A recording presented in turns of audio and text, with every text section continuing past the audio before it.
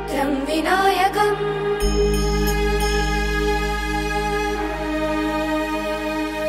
भक्तावासं स्मरे नित्यम् आयुक्कामार्थसिद्धये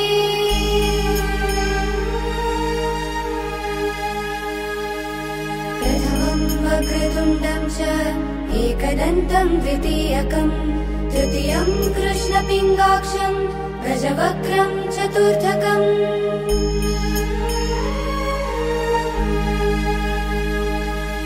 लम्बोदरं पञ्चमं च षष्ठं विकटमेव च सप्तमं विघ्नराजेन्द्रं धूम्रवर्णं तथाष्टमम्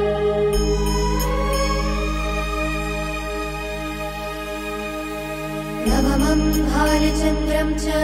दशमं तु विनायकम् एकादशं गणपतिं द्वादशं तु गजाननम्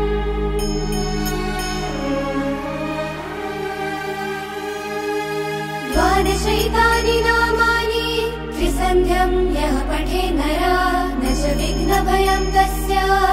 सर्वसिद्धिकरं प्रभो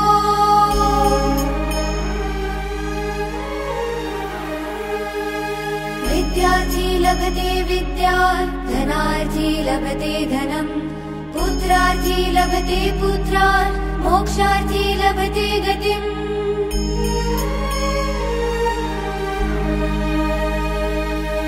जपेत् गणपति स्तोत्रम् षड्भिर्मासे फलं लभेत् संवत्सरेण सिद्धिं च